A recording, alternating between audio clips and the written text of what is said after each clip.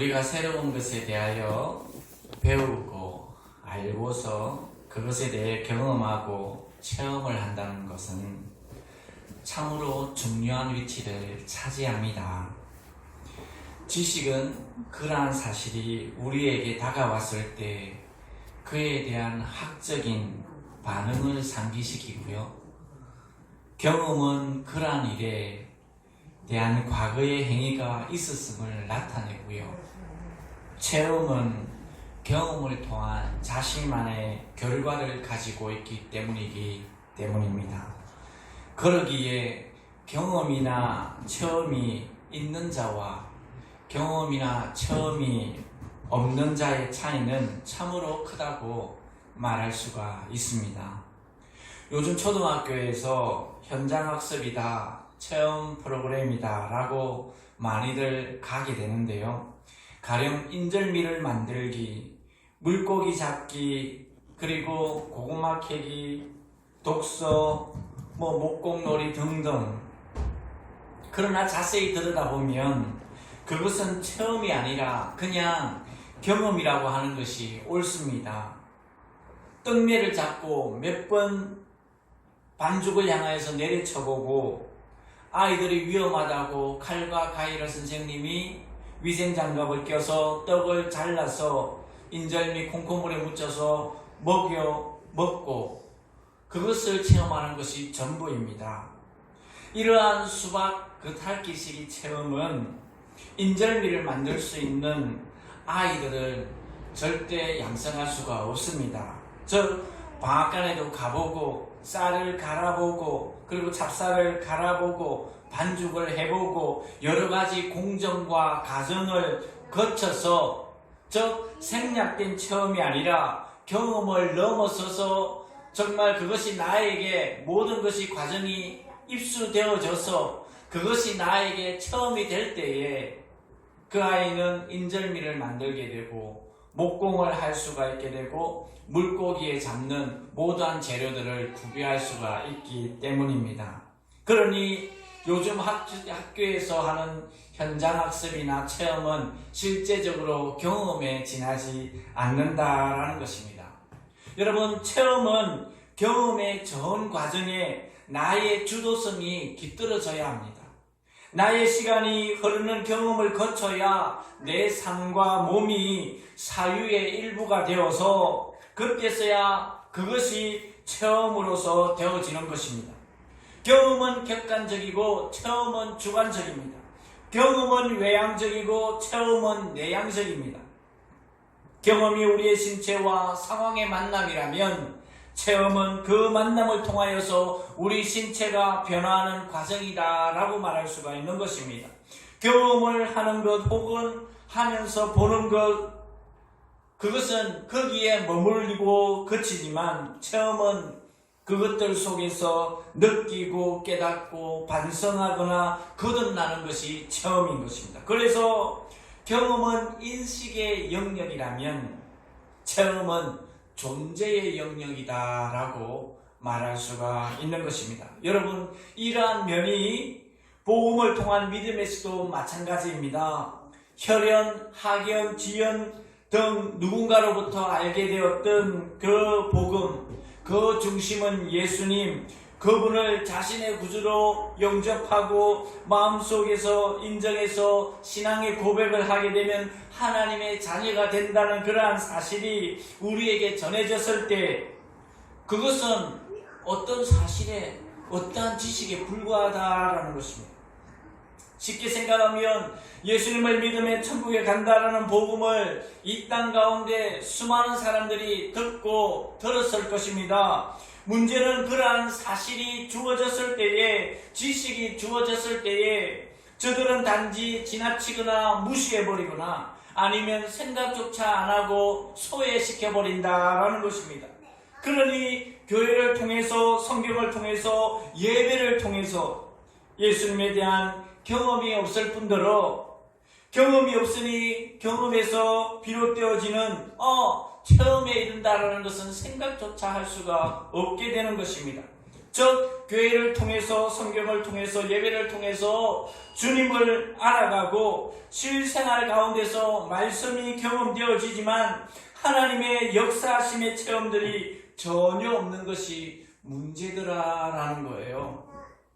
더 안타까운 것은 교회에 출석하고 있지만 말씀으로 인한 실생활에서 나에게 나타나는 하나님의 그 경험이 나에게 없기 때문에 내가 신앙의 처음의 단계로 나아가야 되는데 거기에 머물러 있고, 또 더한 것은 교회에 나와서 예배함으로써 주님을 만나고자 하는 뜨거운 마음가짐보다는 참석하는 데 의의를 두고 목적을 두고 믿음 생활하다 보니 실상 자신에게는 하나님의 역사하심의 처음이 전혀 없게 되더라라는 거예요.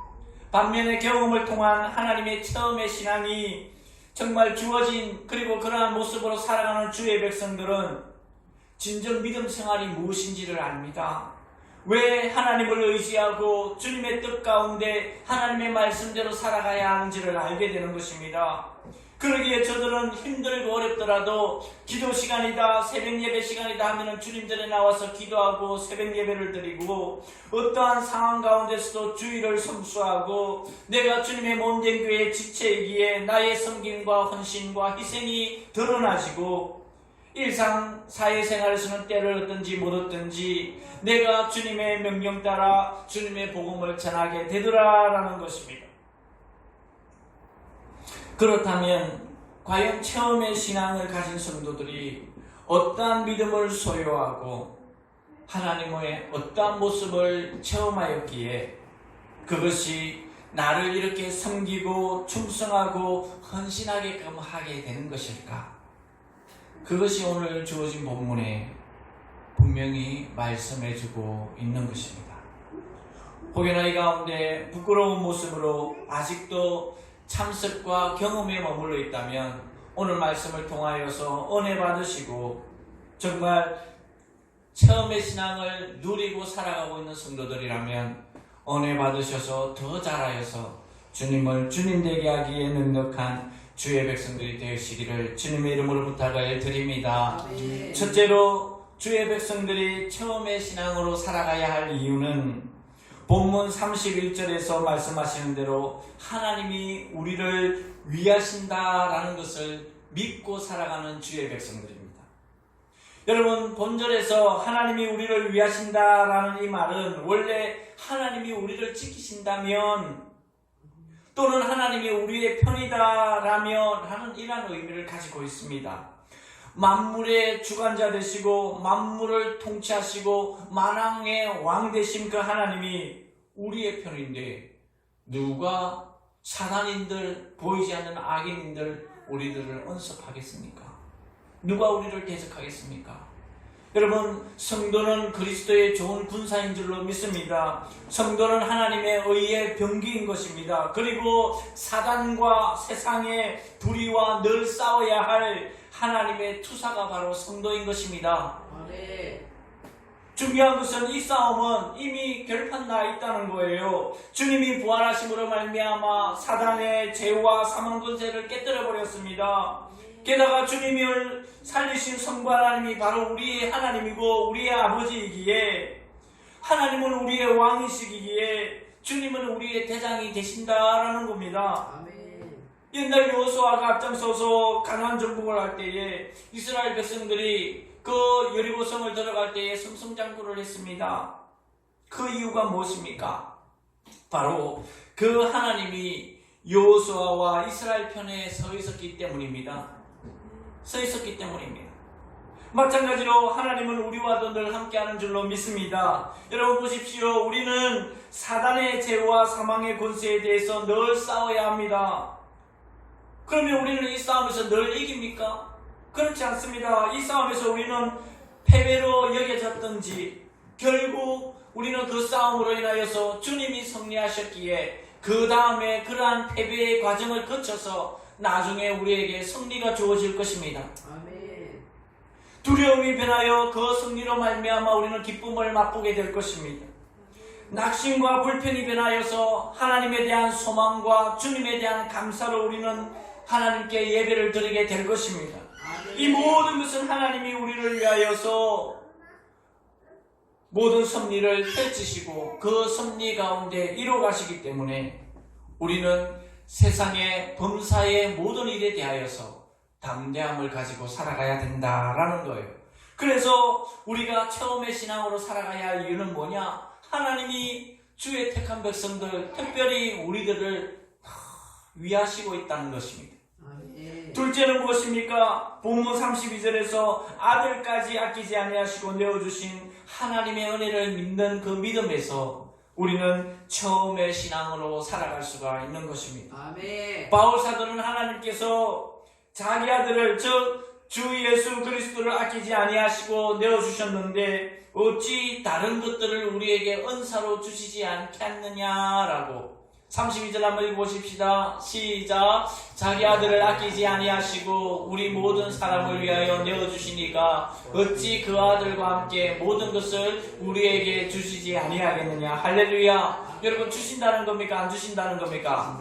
할렐루야. 여러분, 하나님께서는 당신의 독생자이신 예수님을 우리 죄인된 자들을 위하여서 십자가에 희생시켰습니다. 그것은 우리를 향한 하나님의 절대적인 은혜인 거예요. 하나님이 우리를 향해, 주의 택한 백성들을 향해 베풀 수 있는 은혜 중에서 가장 크고 가장 위대하고 가장 절대적인 은혜가 바로 주님을 우리 죄 때문에 십자가에 내려놓은 그 은혜라는 것입니다. 그렇게 절대적인 은혜를 베푸신 하나님께서 왜 상대적으로 우리에게 필요한 은혜와 은사를 아까워하겠습니까? 절대 그럴 뿐이 아닙니다. 절대 그럴 뿐이 아닙니다. 가령 어떤 아버지가 자녀에게 집을 상속할 때에 그 집을 상속할 때 그 안에 있는 가구는 쏙 빼고 집을 상속합니까? 제가 우리 어머님한테 집을 상속받았잖아요. 아버지 숟가락 젓가락까지 제가 상속을 다 받았어요. 아멘. 다 받았어요. 우리 아버님이 그렇게 상속해 줄 때 숟가락 젓가락 아버님 거 어머님 거 다 가져가고 집 겉모습만 떡 남겨주고 가신 것이 아니라는 거예요. 여러분, 육신의 부모도 이런데 하물며 우리의 영의 아버지시고 이 땅의 우주 만물을 창조하시고 통치하시는 그 하나님께서 우리에게 무엇인들 아까워하시겠습니까? 무엇인들 아까워하시겠습니까? 마찬가지로 하나님은 당신이 가장 아끼시는 주님을 우리에게 주셨는 바 기타의 상대적인 은사는 정말 아낌없이 커져 주시는 분인 줄로 믿습니다. 성경에 나타나 있는 23가지 은사 가운데 누구는 믿음의 은사를, 누구는 능력의 은사를, 누구는 방언의 은사를, 누구는 선김의 은사를, 누구는 구제의 은사를, 누구는 전도의 은사를, 누구는 말씀의 은사를, 교사의 은사를 등등으로 조금 특출하게 하실 뿐이지 모든 은사가 우리에게 성령을 통해서 나타나고 주어진 줄로 믿습니다. 아멘. 모든 것을 우리에게 은사로 주시지 아니하겠느냐? 이 모든 것은 만물이라 해도 가하니 않을 것입니다. 하나님은 우리의 구원에 필요한 모든 것을 은혜로 주시는 분입니다. 또한 주님을 통하여서 하늘의 풍성한 신령한 것까지 우리에게 아낌없이 나타내시고 우리에게 베풀어 주시는 분입니다. 그리고 우리에게 선한 모든 것을 은혜로 베푸시고 우리들의 행복에 필요한 모든 것을 하나님은 우리에게 아낌없이 내어주고 계시는 분입니다. 아멘. 그러므로 이 땅에서 우리들이 어떻게 살아가야 할지, 세상의 어떠한 문제로 인하여서 염려하거나 근심하지 말라. 빌립보서 4장 6절에 하나님은 우리에게 분명히 바울 사도를 통해서 약속하십니다. 한번 읽겠습니다. 아무것도 염려하지 말고 오직 모든 일에 기도와 간구로 너희 구할 것을 감사함으로 하나님께 아뢰라. 7절 시작. 그리하면 모든 지각에 뛰어난 하나님의 평강이 그리스도 예수 안에서 너의 마음과 생각을 지키시리라. 할렐루야. 네. 그러므로 우리들은 이 세상을 어떻게 살아야 할지, 염려하거나 근심하거나 걱정하거나 할 필요가 없습니다. 필요한 것이 있으면 주님 안에서 주님께 기도하고 간구하기만 하면 되는 것입니다. 요한복음 15장 7절에 주님 또한 우리에게 약속하셨습니다. 너희가 내 안에 거하고 내 말이 너희 안에 거하면 무엇이든지 원하는 대로 구하라. 그리하면 이루리라. 할렐루야. 우리 주님은 아낌없이 우리를 향해서 이렇게 내어주는 분인 줄로 믿습니다. 이러하기에 우리가 경험을 넘어서 체험의 신앙을 가지고 살아가야 할 이유가 여기에 있는 것입니다. 셋째로 주의 백성들이 체험의 신앙으로 살아가야 할 이유는 33절에 죄인이지만 우리를 의인으로 칭해주시는 하나님을 믿고 있기 때문입니다. 아멘. 여러분, 바울 사도는 어디를 가든지 여기저기에서 시기하고 질투하고 바울 사도를 죽이려고 엄모와 온갖 고난과 고통을 당한 그러한 주의 자녀가 바로 바울 사도입니다. 바울 사도는 가는 곳마다 수없이 송사를 당한 경험한 사람이었습니다. 그래서 로마서 7장 7절에서 9절의 말씀을 보면 그가 바리새파 유대교에 몰두하고 있었을 때 사단은 율법을 통하여서 끊임없이 바울 사도를 송사를 했습니다. 그리고 사단은 바울 사도에게 어떠한 의미의 말씀을 했냐면 너는 위선자야. 너는 율법을 진실하게 지키지 못하고 있잖아. 너는 겉으로만 외향적인 논리로만 사도의 직분을 감당하고 있지 않느냐 라고 끊임없이 사단은 바울 사도를 넘어뜨리려고 그렇게 이야기했습니다.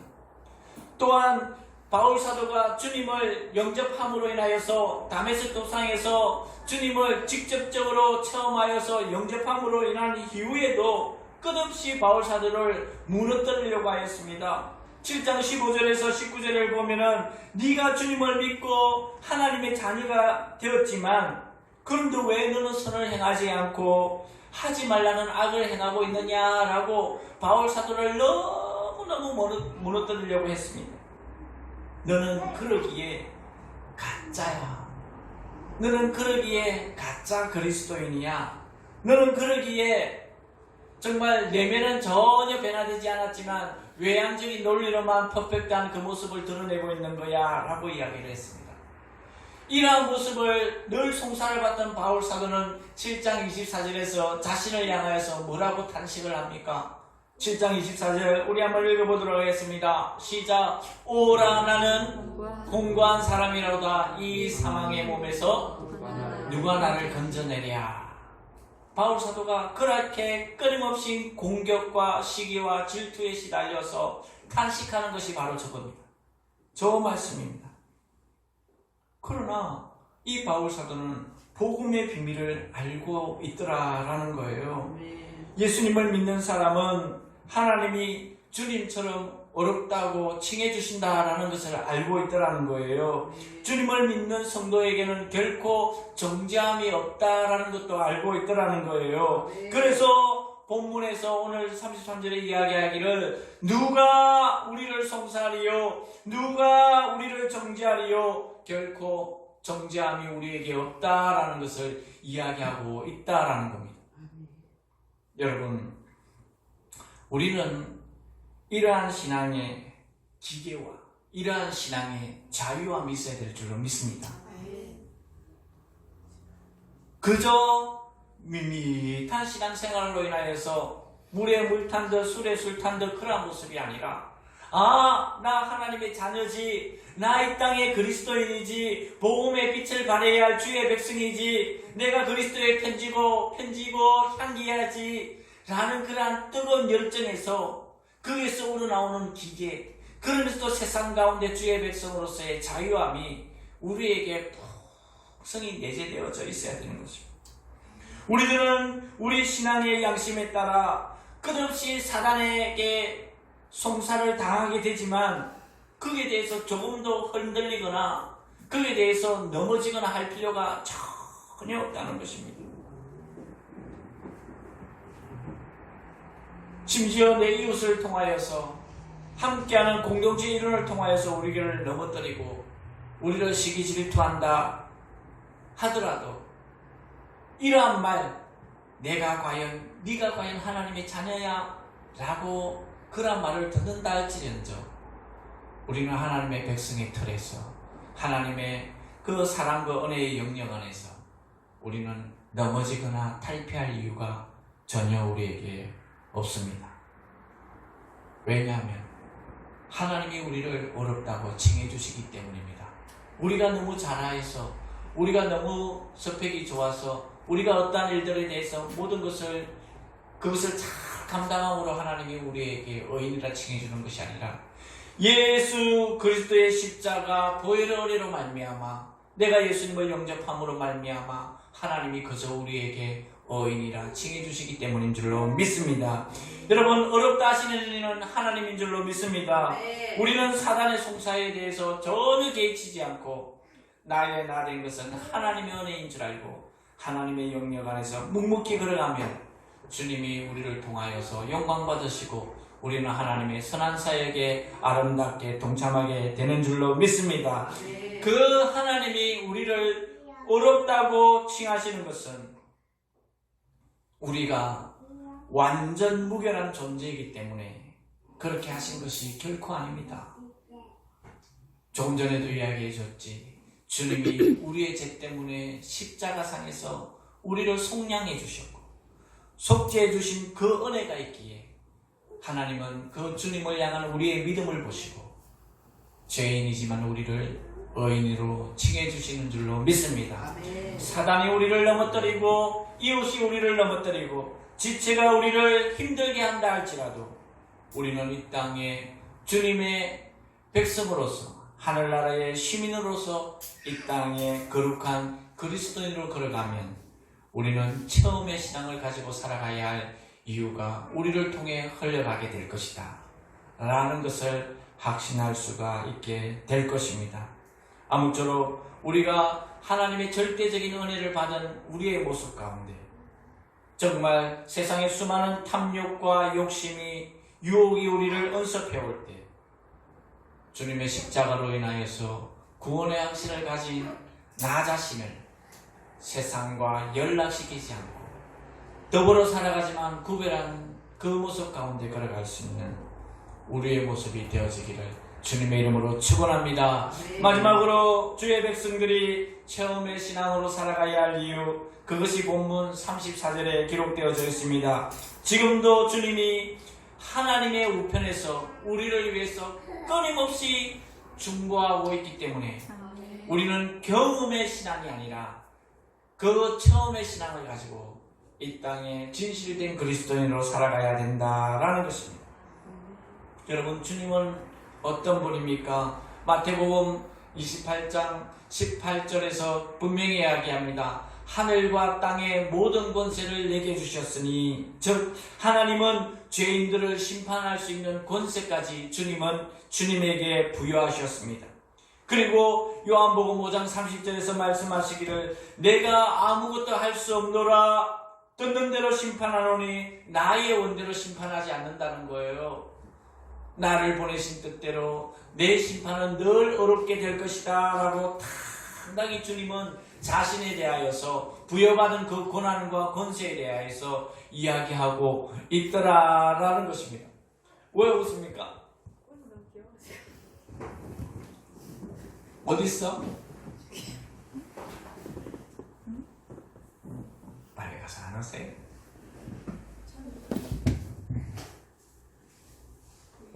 그렇다면 그것이 주님이 성도를 심판하여 정죄하신다라는 말일까? 바울 사도는 결코 오늘 본문 34절에서 아니다라는 것입니다. 여러분, 주님은 성도들에게 심판주가 아니요 구원주인 줄로 믿습니다. 아멘. 성도들의 죄를 변호해 주시고 히브리서 7장 25절에 말씀하신 것처럼 그러므로 자기를 힘입어 하나님께 나아가는 자들을 온전히 구원할 수 있으니 이는 그가 항상 살아계셔서 그들을 위하여 간구하심이라. 할렐루야. 아멘. 오늘 본문 34절의 말씀과 끊임없이 우리를 위해 택한 백성들을 위해 하나님의 자녀를 위해 중보하시는 그 모습이 이 히브리 기자도 그대로 인용하고 있는 것을 볼 때에 우리는 이 땅에 경험의 신앙을 넘어서 체험의 신앙으로 살아가야 할 이유가 바로 여기에 있다라고 우리는 말할 수가 있는 것입니다. 여러분, 우리들은 주님이 우리의 과거의 죄를 십자가에서 속죄해 주셨다라는 사실을 믿습니다. 아멘. 또한 장차 재림하셔서 우리의 구원을 완성시켜 주실 분이라는 그 사실도 믿습니다. 아멘. 하지만 오늘 이 순간 성부 하나님과 우리의 관계 어떻게 처리하겠습니까? 우리는 하나님의 자녀라는 신분 그리고 교회의 직분을 우리는 받았음에도 불구하고 과오를 범하고 실수를 하고 심지어 하나님 앞에 아름답지 못하는 죄까지 나아가게 된다는 거죠.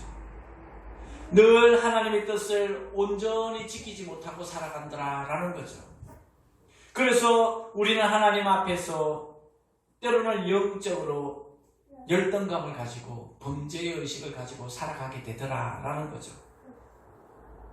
그럼에도 불구하고 긍휼을 베푸시는 그 하나님은 그 요한일서 1장 9절의 말씀처럼 그 하나님은 어렵고 미쁘시기 때문에 주님 전에 나와서 자복하고 회개하기만 하면 우리의 모든 불의에서 깨끗하게 해주시는 분이 아멘. 우리 하나님인 줄로 믿습니다. 아멘. 할렐루야. 우리를 정죄하지 않으실 뿐만 아니라 우리가 하나님 아버지께 정죄당하시는까지 우리 주님이 중보하심으로 말미암아 우리를 다 막아주신다. 우리와 성부 하나님과의 관계의 그 중간에 주님이 우리를 위해서 중보자로서 다 살아계셔서 기도하신다. 여러분, 이 사실은 장차 우리가 이 땅에서 우리의 생을 다하고 주님의 백보자 심판 앞에 섰을 때에 그것이 완성될 줄로 믿습니다. 주님은 성부 하나님께서 심판하려고 할 때에 아버지 하나님 아닙니다. 이는 내가 세상 가운데 성육신하여서 내가 십자가에 못 박힘으로 속량함으로 말미암아 내 구속의 피를 보시고 저를 하나님의 백성으로서 구원한 주의 자녀입니다 라고 우리를 위해 중보해 주실 것입니다. 따라서 그 중보로 말미암아 우리는 천국에 들어가게 될 것입니다. 아멘. 이 땅에 때로는 힘들고 어렵게 살았다 할지라도 사단의 계략에 눌렸다 할지라도 장차 우리는 모든 것을 딛고 지옥이 아니라 천국의 영생으로 우리는 들어가게 될 줄로 믿습니다. 아멘. 그것이 우리에게 승리로 가져다 줄 줄로 믿습니다. 아멘. 그러니 내가 비록 부족하고 하나님 보시기에 온전하지 못하다 할지라도 중보자 되신 주님이 늘 나와 함께하고 나를 위해 중보하시기에 우리는 이 땅 가운데서 경험을 넘어 처음의 신앙으로 걸어갈 수가 있는 것입니다. 할렐루야. 아멘. 여러분, 말씀을 맺어야 합니다. 이 네 가지의 이상을 보면서 여러분, 우리가 38절, 39절 우리가 안 읽으려고 했던 그 말씀을 우리가 감히 읽을 수가 있습니다.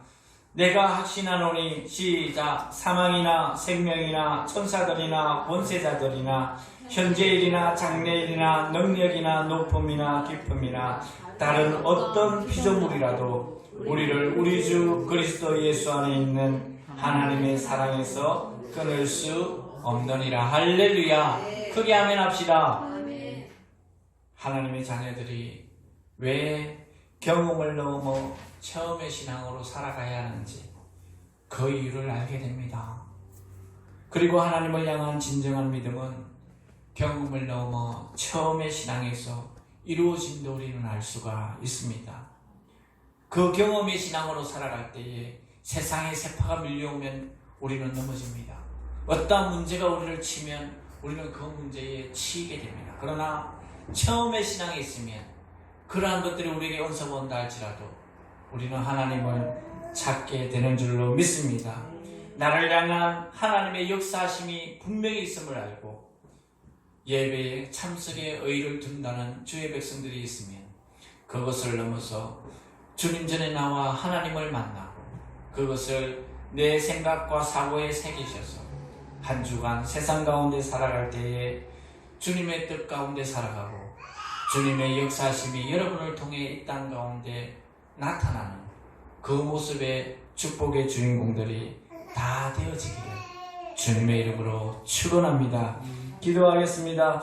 하나님 아버지,